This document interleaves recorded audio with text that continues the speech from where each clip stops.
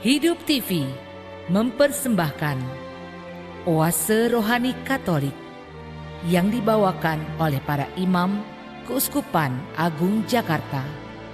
Selamat menyaksikan. Salam damai sahabat Oase Rohani Katolik yang terkasih. Apa kabarnya Anda hari ini? Semoga Anda semua dalam keadaan baik dan selalu semangat di dalam Tuhan. Senang sekali saya Katarina Utami dapat menjumpai Anda kembali dalam acara kesayangan kita, Oase Rohani Katolik. Di studio telah hadir narasumber ORK hari ini, Romo Diosesan Aloysius Susilo Wijoyo, yang biasa akrab dikenal atau disapa dengan nama Romo Susilo. Mari bersama kita menyapa Romo. Salam damai Romo, apa Salam kabarnya? Damai, kabar baik. Kabar baik, selalu semangat dan sukacita ya Amin. Romo. Amin. Sahabat Oase Rohani Katolik yang terkasih, sebelum kita memulai acara kita pada hari ini, marilah kita awali dengan doa yang akan dipimpin oleh Romo Susilo. Marilah berdoa dalam nama Bapa dan Putera dan Roh Kudus. Amin. Syukur kepadamu ya Bapa atas hari yang indah ini. Melalui Nabi Yesaya, Engkau menjanjikan keselamatan dan kesejahteraan. Semoga pada pekan suci ini umat-Mu dapat mempersiapkan diri untuk merayakan misteri sengsara, wafat dan kebangkitan putra-Mu yang hidup dan berkuasa sepanjang segala masa. Amin. Dalam nama Bapa dan Putera dan Roh Kudus. Amin. Amin. Sahabat Oase Rohani Katolik yang terkasih, hari ini merupakan pekan suci. Bacaan liturgi hari ini, bacaan pertama diambil dari kitab Yesaya bab 42 ayat 1 sampai dengan 7, dan bacaan Injil hari ini diambil dari Injil Yesus Kristus menurut Yohanes bab 12 ayat 1 sampai dengan 11. Saya akan membacakan bacaan pertama. Beginilah firman Tuhan. Lihat, itu hamba-Ku yang kupegang, orang pilihan-Ku, yang kepadanya Aku berkenan.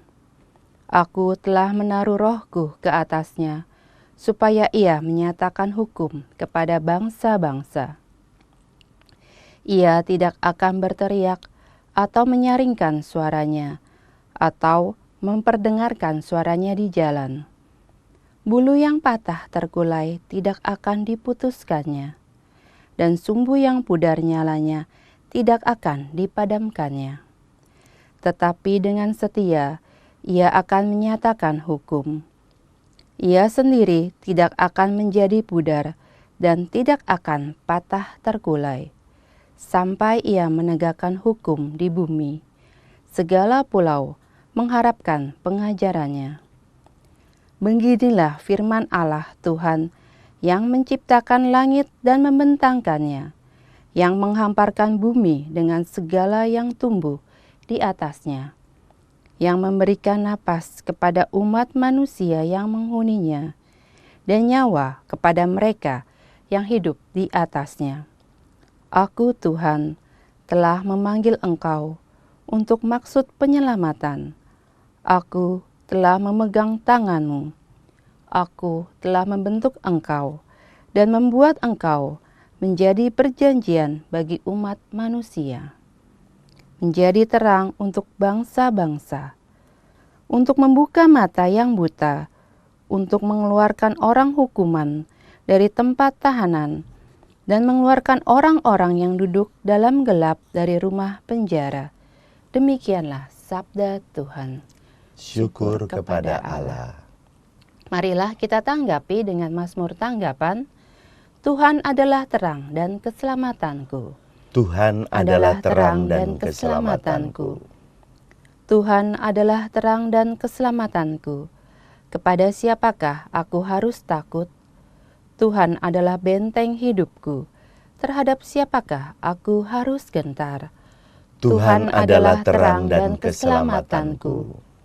Ketika penjahat-penjahat menyerang untuk memangsa aku, maka lawan dan musuh itu sendirilah yang tergelincir dan jatuh.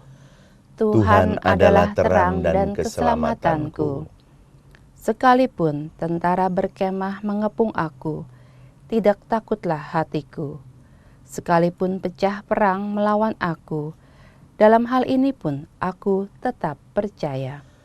Tuhan adalah terang dan keselamatanku. Sungguh, aku percaya akan melihat kebaikan Tuhan di negeri orang-orang yang hidup. Nantikanlah Tuhan, kuatkanlah dan teguhkanlah hatimu. Ya, nantikanlah Tuhan. Tuhan adalah terang dan keselamatanku. Sahabat Oase Rohani Katolik yang terkasih, sekarang marilah kita siapkan hati dan pikiran kita, karena sebentar lagi Romo Susilo akan membacakan Injil untuk kita.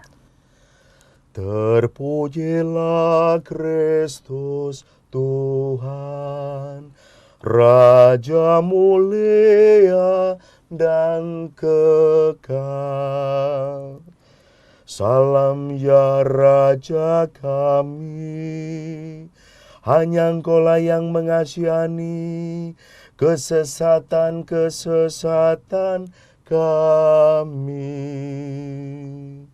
Terpujilah Kristus Tuhan, Raja mulia dan kekal. Tuhan sertamu. Dan sertamu juga. Inilah Injil Yesus Kristus menurut Yohanes. Dimuliakanlah Tuhan. 6 hari sebelum Paskah, Yesus datang ke Betania, tempat tinggal Lazarus yang ia bangkitkan dari antara orang mati. Di situ diadakan perjamuan untuk dia. Marta melayani, dan salah seorang yang turut makan dengan Yesus adalah Lazarus. Maka Maria mengambil setengah kati minyak narwastu murni yang mahal harganya, lalu meminyaki kaki Yesus dan menyekanya dengan rambutnya. Dan bau minyak itu semerbak memenuhi seluruh rumah. Tetapi Yudas Iskariot, seorang dari murid-murid Yesus yang akan segera menyerahkan dia, berkata, "Mengapa minyak narwastu ini tidak dijual 300 dinar dan uangnya diberikan kepada orang-orang miskin?" Hal itu dikatakannya bukan karena ia memperhatikan nasib orang-orang miskin, melainkan karena ia adalah seorang pencuri. Ia sering mengambil uang yang disimpan dalam kas yang dipegangnya. Maka kata Yesus, "Biarkanlah dia melakukan hal ini mengingat hari penguburanku.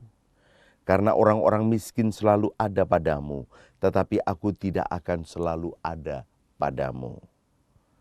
Banyak orang Yahudi mendengar bahwa Yesus ada di Betania. Maka mereka datang bukan hanya karena Yesus, melainkan juga untuk melihat Lazarus yang telah dibangkitkannya dari antara orang mati. Lalu imam-imam kepala bermufakat untuk membunuh Lazarus juga. Sebab karena dialah banyak orang Yahudi meninggalkan mereka dan percaya kepada Yesus. Demikianlah Injil Tuhan. Terpujilah Kristus.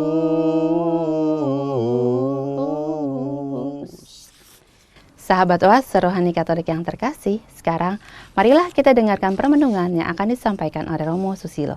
Nah, Romo Susilo, kiranya kabar sukacita apa yang ingin dibagikan sehubungan dengan bacaan kita yang pertama ini, Romo? Baik, Utami dan juga para sahabat Oase Rohani Katolik yang terkasih. Baru saja kemarin hari Minggu kita merayakan Minggu Palma. Itu berarti Yesus dielulukan oleh banyak orang. Hosana, Hosana, Putra Daud. Mereka mengangkat daun palma dan Yesus naik keledai. Saya membayangkan suasananya adalah mereka punya harapan akan Yesus untuk menjadi raja untuk mereka. Tapi raja politis, padahal Yesus adalah raja cinta kasih. Kita sekarang memasuki hari Senin dan ini merupakan pekan suci. Nah, di dalam pekan suci ini kita nanti akan merayakan Trihari Suci. Kamis Putih, Jumat Agung, lalu malam Vigili Paskah atau malam Paskah, lalu Hari Raya Minggu Paskah. Tentu amat dekat ya peristiwa teriakan Hosana Hosana Putra Daud yang nanti berubah menjadi teriakan salibkan dia, salibkan dia. Kalau orang Jawa itu bilang esok dele sore tempe gitu ya. Bahasa Indonesianya pagi kacang kedelai, besoknya atau sorenya sudah tempe. Artinya berteriak yang lain, ngomong yang lain, dan sebagian itu adalah orang yang sama. Itu bisa terjadi ya karena kita ada di dunia, dan di dunia ini kan yang paling bikin pusing adalah urusan politik gitu ya. Apalagi kalau sudah masuk politik identitas, agama masuk di politik, padahal sebenarnya urusannya semua itu adalah ekonomi atau uang ya. Lalu bisa saling membenci itu, bisa saling membunuh bahkan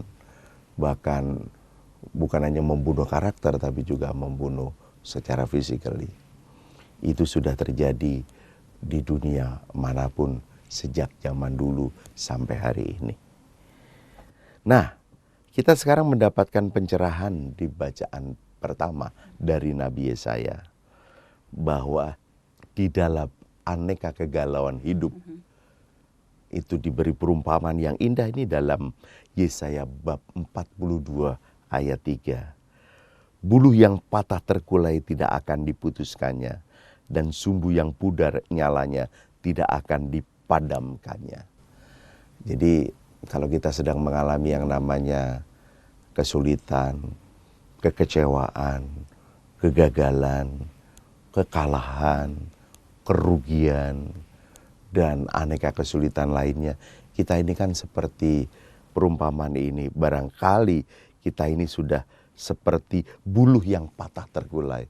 Aduh udah males ah, bukan males lagi, aduh pokoknya udah nggak ada harapan, nggak ada ya. harapan alias putus asa.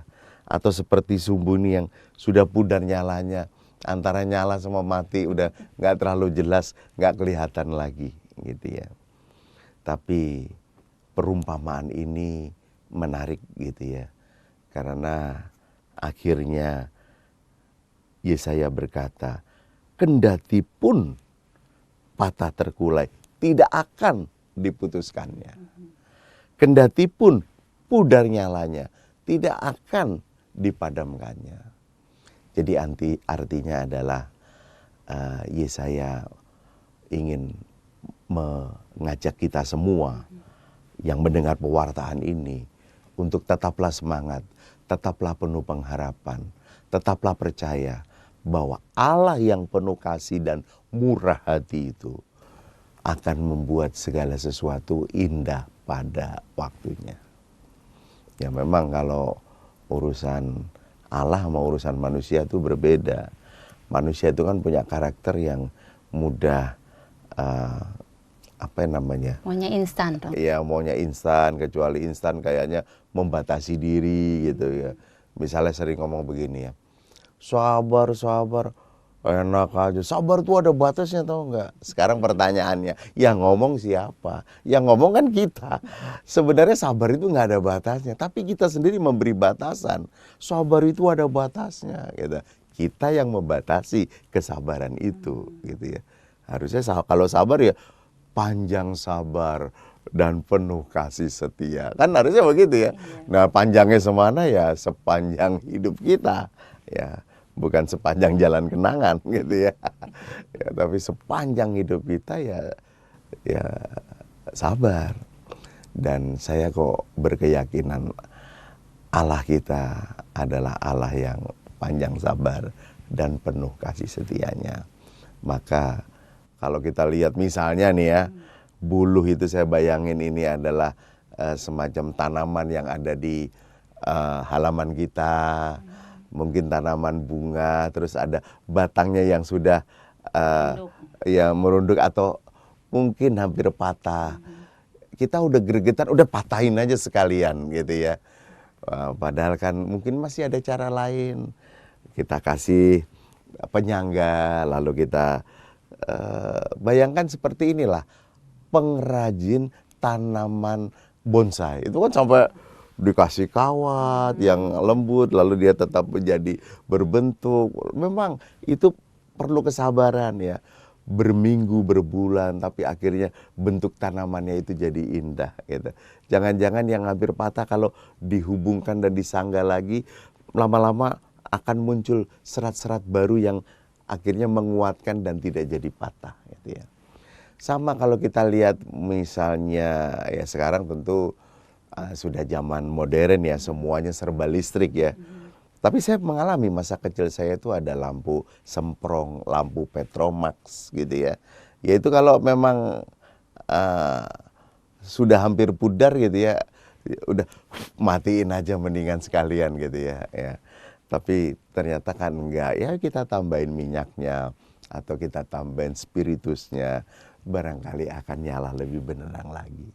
Nah, nambahkannya itu loh, pakai kasih. Nah kalau udah kasih, lemah lembut, memaafkan, murah hati, ya itu tambahin itu minyak lemah lembut atau spiritus lemah lembut, minyak murah hati atau spiritus murah hati supaya tetap nyala dan memaafkan ya atau mengampuni supaya tetap hidup gitu kira-kira. Ya, terima kasih Romo. Romo, hubungan tadi yang Romo katakan di ayat yang ketiga ini Romo. Bulu yang patah terkulai tidak akan diputuskannya dan sumbu yang pudar nyalanya tidak akan dipadamkannya. Ini Romo mungkin bisa memberikan contoh yang konkret dalam hidup kita, Romo. Iya, tadi saya sudah memberi contoh konkret tentang tumbuhan atau lampu yang sederhana di rumah kita, ya.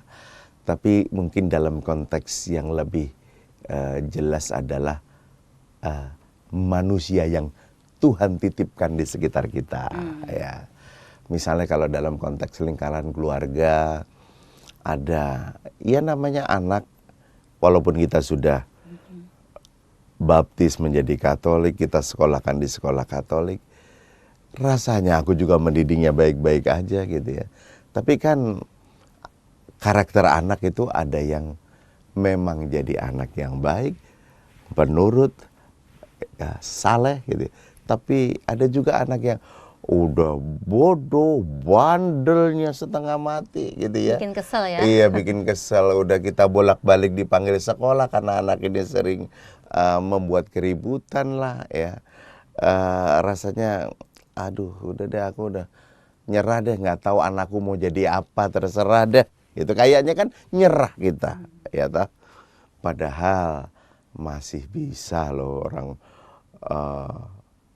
bulu yang hampir putus terkulai aja tidak jadi diputuskannya gitu ya. Sumbu yang sudah pudar nyalanya tidak jadi dipadamkannya. Maka pada anak kita ya, kita harus tetap penuh pengharapan dan mohon rahmat kesabaran lagi untuk mendampingi anak kita ini. Bahasa Jawanya tuh gini, piye-piye anake dhewe ya. Ya biar bagaimanapun itu anaknya sendiri gitu ya. Ya mungkin perlu diajak dialog, perlu diberi sentuhan lemah lembut kita yang berdasarkan kasih. Lalu anak kita jadi mau terbuka dengan kita, kenapa dia begini dan begitu. Lalu akhirnya kita juga jadi mengerti, oh anakku begini dan begitu karena begini dan begitu. Ya mungkin aku juga ikut andil salah bersama bapaknya misalnya ya. Karena dua-duanya sibuk bekerja, anak kurang diperhatikan, lalu bentuk minta perhatiannya itu dengan bertingkah aneh-aneh di sekolah supaya akhirnya kita penuh perhatian dengan dia. Dan lain sebagainya, dan lain sebagainya.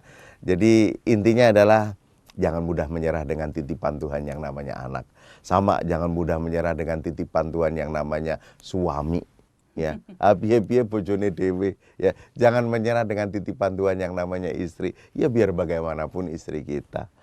Jangan mudah menyerah dengan yang namanya mantu barangkali ya. memang ya kalau baik mantu, kalau jahat hantu ya. Tapi intinya semua itu bisa diperbaiki ya. Barang aja kan ya ada ahlinya untuk memperbaiki barang ya. servis ya, Ada servis, ahli servis koper kita rusak ya, ahli servis ledeng kita rusak, ahli servis mobil. Ada ahlinya. Pasti juga kalau kita sakit, kita nggak bisa sendirian mengobati. Ada ahlinya namanya dokter ya. Kalau ini berkaitan dengan psikologi, kita mungkin bukan ahlinya, ya kita cari psikolog ya. Kalau ini soal hidup beriman gitu ya, ada kuasa-kuasa roh jahat, dan mungkin kita bukan ahli iman atau religius, ya ada ahlinya, kita datang ke pastor untuk minta doa atau suster dan sebagainya. Semuanya itu bisa asal ada niat bahwa aku tidak akan memutuskan buluh yang sudah terkulai ini. Aku tidak akan memadamkan sumbu yang sudah pudar nyalanya ini. Tapi aku atas nama cinta kasih ingin kembali menegakkan, ingin kembali mengobarkan dia untuk jadi lebih baik. Dia itu adalah orang-orang titipan Tuhan untuk kita. Termasuk kalau kita guru, adalah titipan Tuhannya adalah murid-murid kita. Ingat loh, misalnya satu kelas ada 40 murid ya, nggak semuanya menyenangkan loh. Ya, memang iya bermacam karakter. Kalau yang pintar, yang nurut, wah kita senang. Tapi kan ada murid yang udah bodoh, udah bandel, ngeyelan, bikin ribut. Ya itulah titipan Tuhan.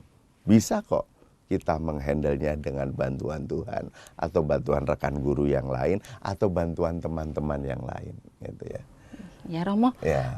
Romo sepertinya ada menulis lagu nih Romo. Judulnya Tuhan Sungguh Engkau Murah Hati. Iya, ya benar Mbak Utami. Saya pernah menulis lagu berdasarkan bacaan dari kitab Nabi Yesaya, khususnya bab 42, dan spesifiknya adalah ayat 3 ini. Buluh yang patah terkulai tidak akan diputuskannya, dan sumbu yang pudar nyalanya tidak akan dipadamkannya. Nah, kira-kira lagunya begini. Tuhan, Engkau pernah bersabda, buluh yang patah terkulai tak akan Kau putuskan. Tuhan, Engkau pernah bersabda, sumbu yang pudar nyalanya tak akan Kau padamkan.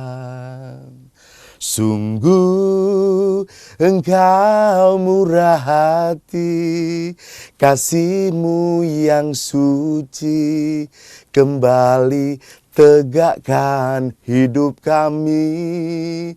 Sungguh Engkau murah hati, kasih-Mu yang suci kembali kobarkan semangat kami. Kira-kira gitu Mbak Utami. Lagunya pendek tapi sangat inspirasinya itu berasal dari ayat ini. Sangat menginspirasi sekali Romo. Ya Romo, kiranya Romo bisa mengaitkan bacaan kita hari ini, bacaan khusus bacaan pertama dengan Pekan Suci nih Romo. Masa Prapaskah. Masa Prapaskah kan kata kuncinya selama lebih kurang 40 hari ditandai dengan tanda salib abu. Ketika Rabu Abu itu dimulai gitu ya. Nah, selebihnya adalah gereja memberikan tawaran untuk menjadi semacam pegangan yang bisa dilakukan, dan goalnya itu adalah bertobat. Gitu. Sarananya yang ditawarkan itu ada jalan salib, ada renungan tiap minggu di lingkungan, ada belajar beramal kasih dengan mengisi kotak KPP. Lalu itu sebenarnya melanjutkan tahun keadilan sosial nih dengan Yesus Tunawisma ya, mengisi celengan. Nah ini kalau spesifiknya kotak KPP kalau di masa Prapaskah. Lalu ya tentu saja ada pengakuan dosa atau sakramen tobat, sakramen rekonsiliasi. sebenarnya kita jangan terlalu memperdebatkan tentang peraturan pantang puasa lah, ini harus gimana dan gimana. Itu yang gereja berikan kan minimalis. Rabu Abu dan Jumat Agung itu yang puasa. 14 tahun ke atas pantang, 17 tahun ke atas puasa, dan 60 tahun ke atas udah nggak diberi beban untuk itu semua demi kesehatan. Tapi goalnya yang penting adalah bertobat gitu ya. Nah, bertobat itulah apa yang bisa kita buat. Ada 3 langkah. 1, sadar bahwa berdosa. Menjelang maksud saya ketika kita merayakan Ekaristi, di bagian awal kita kan juga ngaku sendiri, saya berdosa, saya sungguh berdosa. Itu biasanya sadar atau hafalan? Kebanyakan pada menghafal. Ya, kalau sadar itu bagus. Tapi sadar aja belum bertobat. One step ahead setelah sadar adalah menyesal. Menyesal tuh orang juga mengungkapkannya macam-macam. Ada yang pakai nangis, iya deh aku nyesel. Ada yang pakai janji, aku janji tidak akan berbuat lagi. Ada yang pakai tanda tangan, bikin surat bahwa tidak akan berbuat lagi sebagai bentuk penyesalan. Ada yang gebuk-gebuk bantal, ada yang jedotin kepala ke tembok. Itu belum menyesal. Karena kan juga ada dikenal dalam hidup sehari-hari, kayaknya dia berdosa, ngaku salah tapi nggak nyesel. Ya. Tapi juga aku nggak yakin akan penyesalan dia, jangan-jangan itu air mata dan sebagainya. Nah, yang disebut bertobat adalah langkah yang berikut setelah sadar berdosa dan menyesali dosa-dosa adalah berubah. Nah, itu baru bertobat. Berubah menjadi lebih baik. Kalau tadinya malas jadi rajin, yang tadinya gampang emosi dan marah-marah jadi sabar, yang tadinya suka bohong jadi jujur, yang tadinya pelit bin pedit bin kikir jadi murah hati, dan sebagainya dan sebagainya. Maka di Pekan Suci ini ya bagaimana kita terus-menerus melihat wujud pertobatan kita ini sudah nampak atau belum. Nah, yang harusnya menilai itu bukan diri kita sendiri. Misalnya gitu, gue udah bertobat kok, gue udah berubah kok, bukan kita yang ngomong, harus orang-orang yang ada di sekitar kita. Misalnya bisa orang tua kita, bisa suami atau istri kita, bisa anak kita, bisa papa mama kita. Semuanya bilang begini, saya lihat kamu sekarang berubah loh. Nah, harus orang lain yang menilai, bukan kita menilai diri kita sendiri. Nah, di Pekan Suci ini saatnya kita kembali mewujudkan dengan jelas perubahan yang lebih baik untuk orang-orang yang kita cintai di sekitar kita. Dan salah satu ajakan bertobat menurut Nabi Yesaya adalah bagaimana kita menumbuhkan kesabaran, harapan, dan tetap murah hati, penuh cinta kasih ketika kita berhadapan dengan titipan Tuhan yang bikin kita gregetan, bikin kita putus asa. Itu kira-kira. Terima kasih Romo, kita akan jeda sejenak. Sahabat Oase Rohani Katolik yang terkasih, kita akan jeda sejenak untuk merenungkan apa yang telah disampaikan oleh Romo Susilo. Jangan kemana-mana, kami akan kembali dalam Oase Rohani Katolik sesi yang kedua. Hidup TV mempersembahkan Oase Rohani Katolik yang dibawakan oleh para imam Keuskupan Agung Jakarta. Selamat menyaksikan. Salam damai sahabat Oase Rohani Katolik yang terkasih. Terima kasih Anda masih bersama dengan kami, Oase Rohani Katolik sesi yang kedua. Masih bersama dengan Romo Diosesan Aloysius Susilo Wijoyo dan saya Katarina Utami. Bagi sahabat Oase Rohani Katolik yang terkasih, jika Anda memiliki pertanyaan atau Anda ingin sharing iman, Anda dapat menghubungi kami di nomor telepon 0881 0251 33438 atau Anda dapat mengirimkannya ke alamat email kami orkkj@yahoo.com. Sekarang marilah kita lanjutkan permenungan kita di sesi yang kedua ini. Nah, Romo Susilo, sebelum kita memasuki sesi kedua, Romo bisa mengulang sedikit apa yang telah disampaikan tadi di sesi yang pertama. Baik, Mbak Utami dan sahabat Oase Rohani Katolik yang terkasih. Bacaan pertama pada hari ini adalah dari kitab Nabi Yesaya bab 42 ayat 1 sampai 7. Yang paling berkesan adalah ayat 3, yakni buluh yang patah terkulai tidak akan diputuskannya dan sumbu yang pudar nyalanya tidak akan dipadamkannya. Ini adalah bentuk kasih setia, kemurahan hati Allah, kesabaran yang luar biasa kepada umatnya. Nah, harapannya kita sebagai pengikut Tuhan yang penuh kasih, kemurah hati dan sabar itu juga berlaku demikian, terutama kepada orang-orang yang merupakan titipan Tuhan untuk kita di keluarga ataupun di mana kita bekerja dan berada.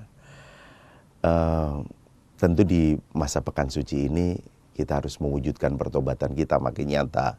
Nah, salah satunya adalah mari kita makin hidup penuh kasih, penuh pengharapan, dan murah hati. Ya, terima kasih Romo. Untuk sesi yang kedua ini Romo, kabar sukacita apa yang ingin disampaikan kepada para sahabat Oase Rohani Katolik? Menarik Yohanes bab 12 ayat 1 sampai 11 ini, yakni settingnya adalah Yesus mengunjungi rumah Lazarus yang baru saja dibangkitkan dari kematian. Lazarus itu punya dua saudari, yakni Maria dan Marta. Marta melayani Yesus mungkin dengan menyediakan minuman, makanan, ya, tidak secara spesifik diceritakan di sini. Saya membayangkan begitu. Lalu Maria itu melayani Yesus secara lain, yakni dia meminyaki kaki Yesus dengan minyak narwastu, lalu menyekanya dengan rambutnya yang panjang. Saya membayangkan Yesus duduk, lalu Maria itu bersimpuh di bawah dan melakukan tindakan cinta kasih yang penuh murah hati itu. Ya. Mungkin ingin mengucapkan terima kasih karena saudaraku Lazarus telah dibangkitkan dari kematian. Tapi problemnya tidak sampai di situ. Minyak narwastu itu wangi, baunya semerbak, memenuhi ruangan. Sehingga tamu-tamu yang datang, diceritakan di sini ada Yudas Iskariot, ya, salah satu murid Yesus, ya, yang mungkin peranannya adalah sebagai pemegang kas atau bendahara. Itu tiba-tiba berkata, minyak narwastu itu mahal harganya. Kenapa tidak kita jual saja 300 dinar dan kita berikan kepada orang miskin, gitu ya. Tapi penginjil Yohanes ini memberikan statement bahwa Yudas berkata demikian bukan karena dia care dan mencintai orang miskin, tapi karena dia adalah pemegang kas, bahkan sering mencuri uang kas yang dia pegangnya. Sering korupsi. Sering korupsi kalau bahasa kekiniannya. Ya. Nah, lalu Yesus bersabda mengomentari kata-kata Yudas Iskariot. Orang-orang miskin selalu ada padamu, tapi aku tidak selalu ada padamu. Dan ini diungkapkan karena minyak ini juga mengingatkan dia akan suatu hari dia pun akan dikubur, ya. Karena ini pekan suci, ya, kita tahu tak lama kemudian nanti Yesus ditangkap, ya. Ada penafsir juga menyerahkan diri, ya, bukan ditangkap tapi menyerahkan diri. Tapi setelah itu Yesus akan mengalami Via Dolorosa, jalan penderitaan, jalan salib, berlumuran darah, jatuh bangun, wajahnya tidak seperti manusia lagi, lalu akhirnya memanggul salib, wafat di kayu salib, dan konon jenazahnya diturunkan dan akan diberi minyak yang semerbak mewangi juga jenazahnya. Ada hal yang bisa kita renungkan dalam bacaan ini, setidaknya ada dua. Gitu. Yang pertama kita belajar dari Maria, saudari dari Lazarus, yang mengungkapkan terima kasih dan kasihnya kepada Yesus dengan meminyaki kaki Yesus dengan minyak yang mahal, wangi, namanya narwastu.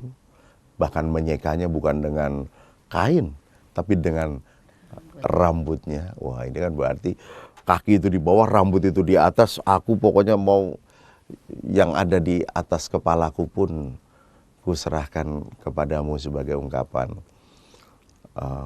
terima kasih yang amat sangat, gitu ya. Kita belajar dari situ. Jadi kalau ingin mengungkapkan terima kasih jangan hitung-hitungan. Jadi mau mahal mau enggak ya ungkapan terima kasih, gitu ya. Dan kita belajar dari Yudas juga.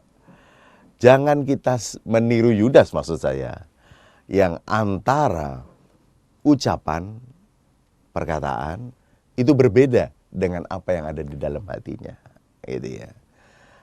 Perkataannya kan saleh banget tuh, ya bagus banget gitu ya. Minyak mahal harganya, sebaiknya dijual kita berikan pada orang miskin, gitu. Padahal maksudnya bukan karena mencintai orang miskin, tapi kalau uangnya itu ada banyak di kas, aku jadi mencurinya lebih banyak kesempatannya, gitu kira-kira, gitu ya.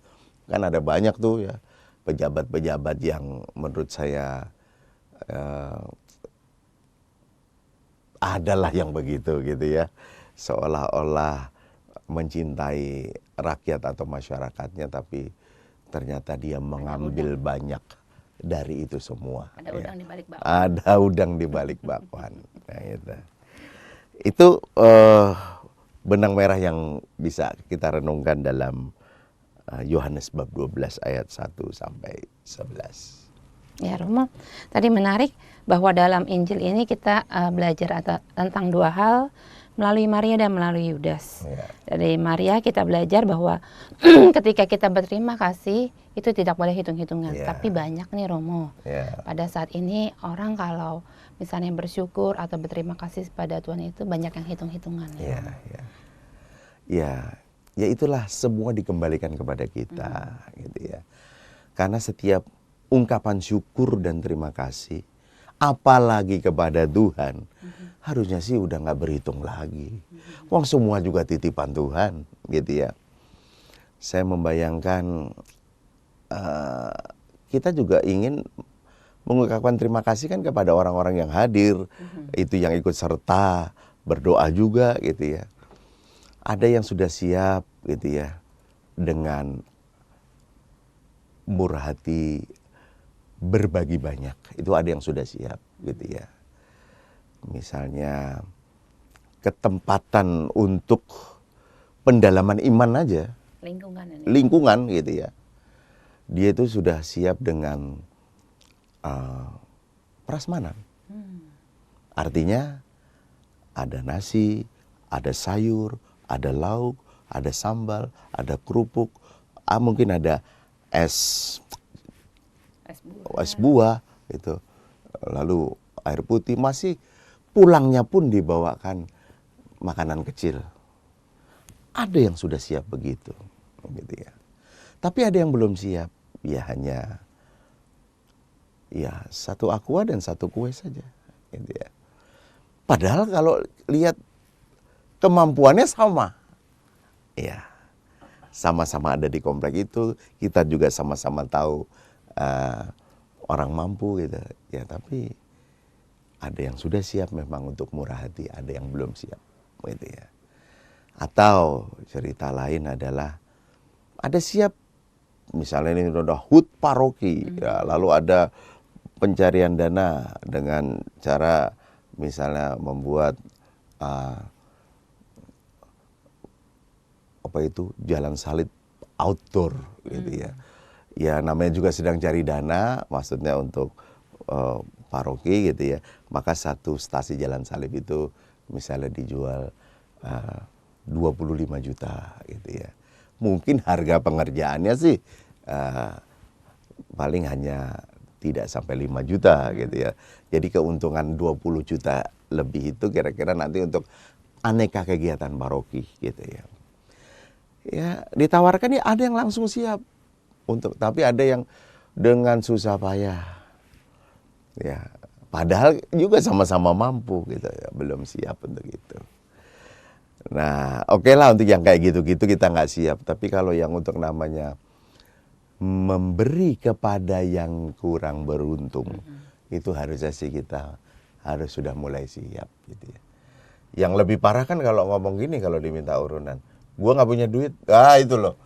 Ingat loh, Bahaya itu. bahaya. Mulut kita ini bisa jadi mujizat atau kenyataan gitu ya. Ngomong nggak punya duit, kalau nggak punya duit bener baru tahu gitu ya. Maka kita hati-hati misalnya juga bicara, sorry aku nggak bisa datang, aku nggak enak badan, padahal badannya enak. Bener-bener besoknya nggak enak badan loh ya. Hati-hati dengan mulut kita gitu ya. Iya, Yudas Iskariot itu antara kata dan apa yang ada di dalam hati itu berbeda. Nah, salah satu wujud pertobatan kita di Pekan Suci ini juga jangan sampai kita meniru Yudas. Harus ada keseragaman antara kata dan hati kita. Jangan jadi orang munafik. Jangan jadi orang munafik antara kata dan perbuatan berbeda, atau yang antara yang nampak di luar sama yang di hati berbeda. Sebenarnya kita tuh juga lelah loh kalau terlalu banyak main drama gitu ya, atau main sandiwara gitu ya, atau pakai topeng, ya itu lelah. Maka dulu kan ada lagu, tapi buka dulu topengmu gitu ya. Jadi kita harus buka topeng, karena pakai topeng itu juga capek. Main sandiwara dalam hidup ini melelahkan. Udahlah, be yourself, jadilah dirimu apa adanya gitu ya. Antara tutur kata dan tindakan sama, antara yang nampak di luar sama yang di dalam hati ini sama ini. Saya kira ini perjuangan kita bukan hanya di Pekan Suci ini saja, tapi perjuangan kita untuk hidup sehari-hari itu demikian. Lalu yang kedua adalah nih, hati-hati nih soal uang. Ya. Banyak orang sensitif, banyak orang jatuh karena uang. Yudas antara lain adalah, sebenarnya kan saya tuh kalau lagi merenung-renung ya, ketika Yesus memilih 12 rasul, itu Yesus berdoa semalam-malaman. Lalu baru dia memanggil 12 rasul itu secara pribadi satu persatu. Yang sudah dipilih memakai doa semalam-malaman aja ada yang pengkhianat. Pengkhianatannya tentang uang lagi. Jadi lebih mencintai uang daripada Yesus gitu ya. Apalagi kalau kita memilih sesuatu tanpa doa semalam-malaman gitu ya. Itu pasti bisa kemungkinan salahnya itu jadi lebih besar gitu ya.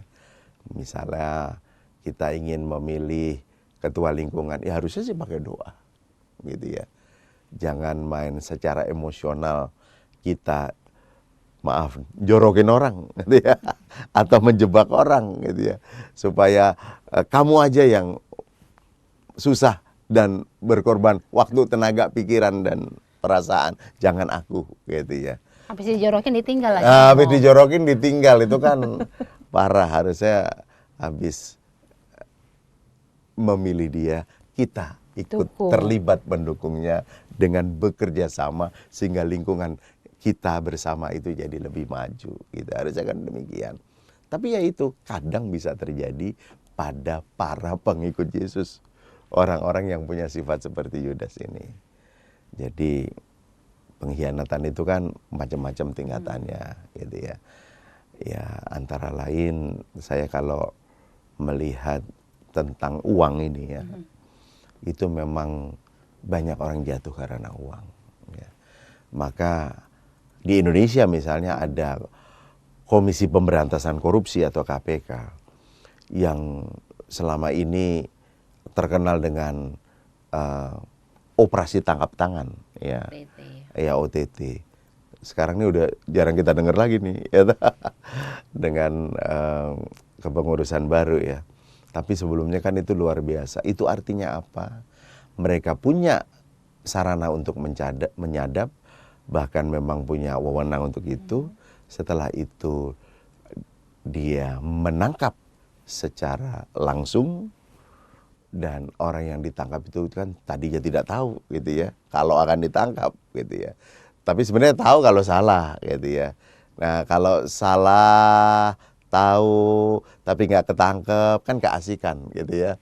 Dari mulai 100.000, 100 juta, akhirnya 100 miliar gitu ya.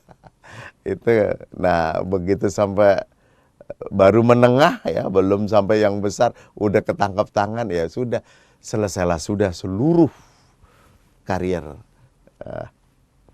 entah jabatan tertentu atau apapun lah namanya. Orang tua atau keluarganya malu, anaknya malu, masuk TV lagi, masuk media online manapun.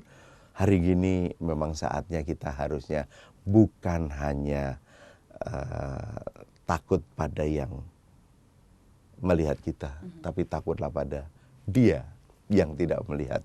Dia yang melihat kita tapi kita nggak melihatnya. Ya ini takut pada Tuhan.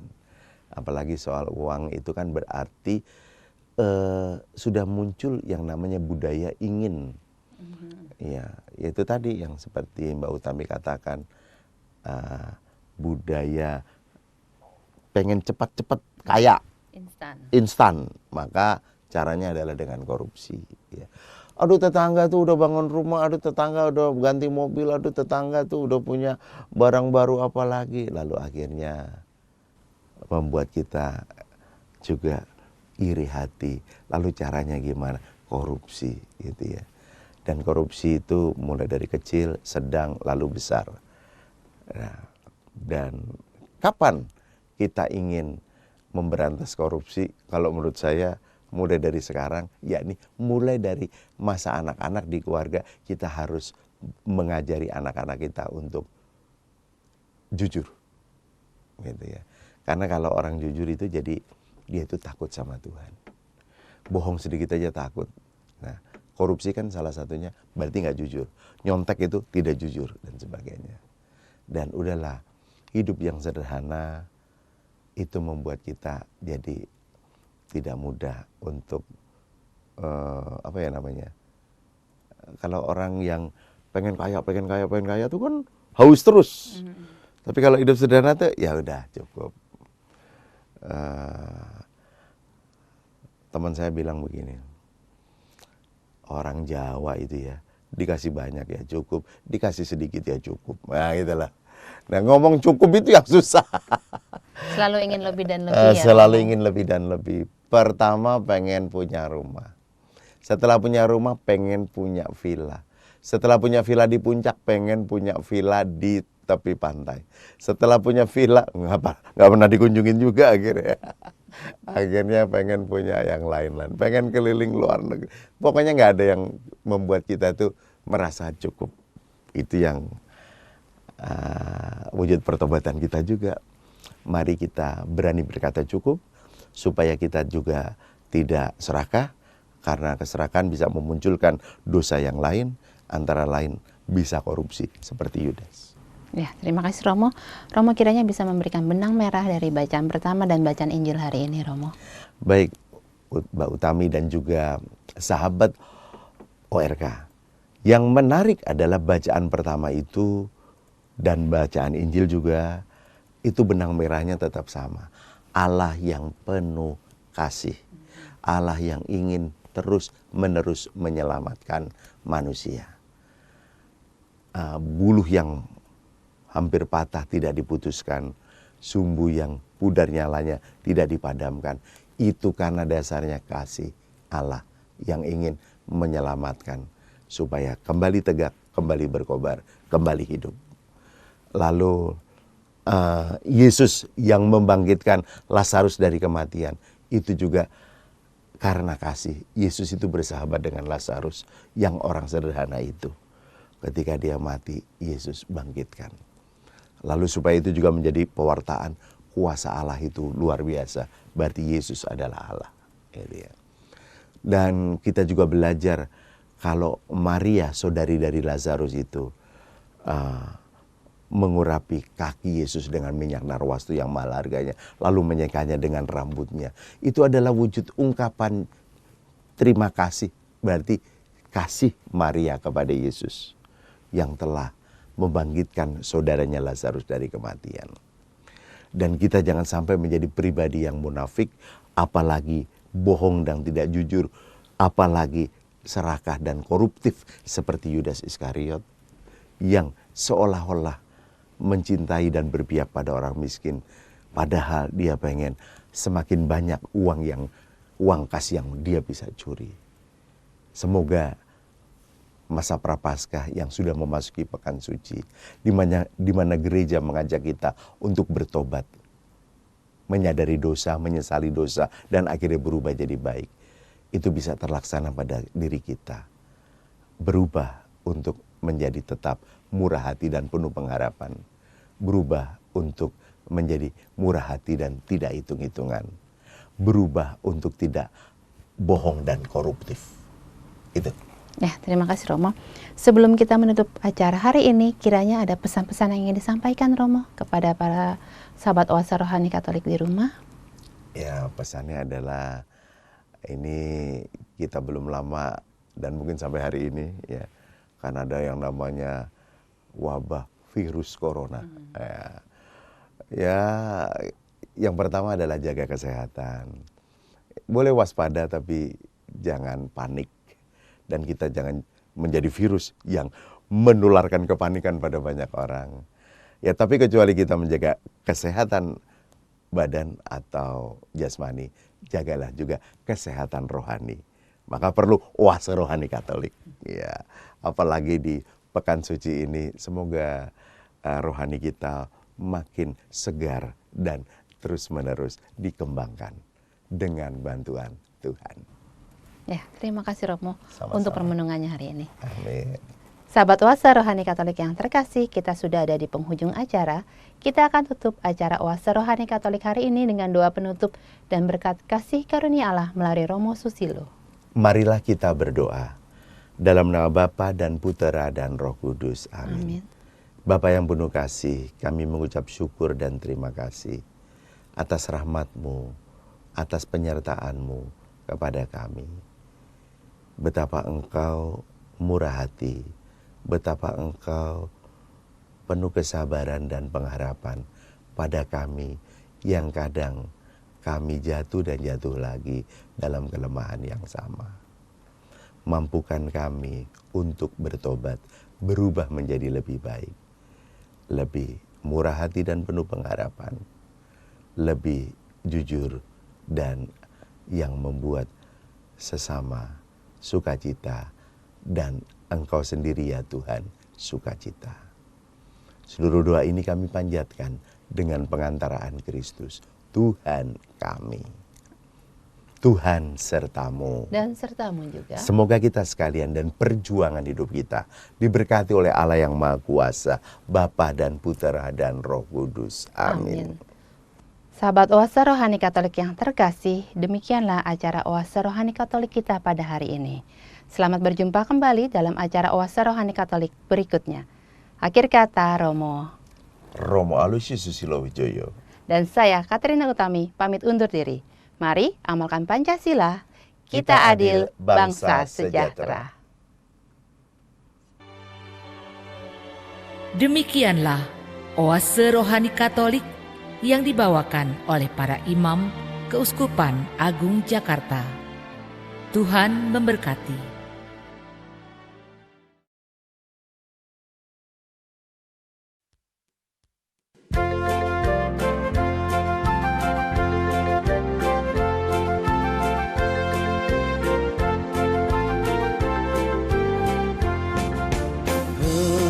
Hendaklah kamu murah hati seperti Bapamu murah hati. Inilah amanah sabda suci, wujudkanlah dengan berbagi iman dan harapan, berbagi kasih persaudaraan, berbagi berkat dan kerjasama, aksi nyata berbela rasa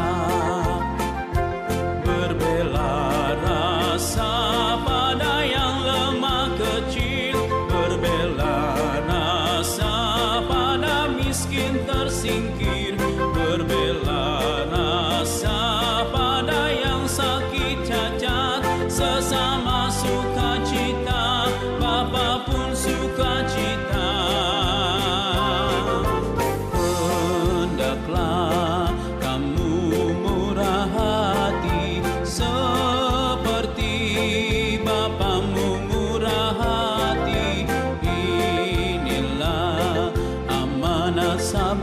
suci, wujudkanlah dengan berbagi.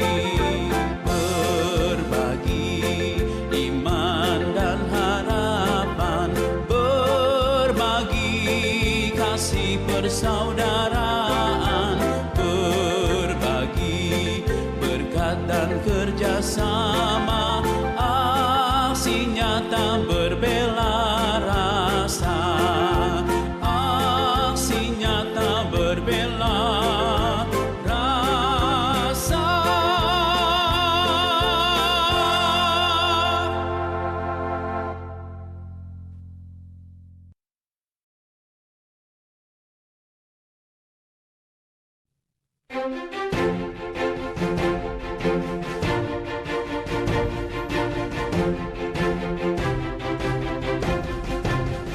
Indahnya hidup dalam persaudaraan, saling cinta serta mengasihi, dan peduli pada sesama sebagai tanda syukur kita. Rela hati dan tulus berkorban, menolong orang yang berkesusahan. Ungkapkanlah rasa syukurmu dengan sikap berbela rasa, peduli pada sesama, itulah wujud syukur, karena tiada syukur tanpa peduli.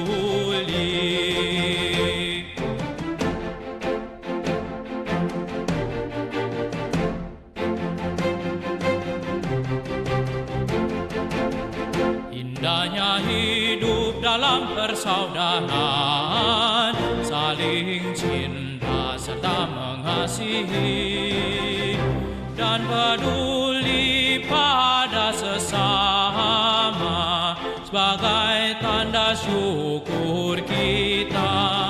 Rela hati dan tulus berkorban, menolong orang yang berkesusahan. Ungkapkanlah rasa syukur.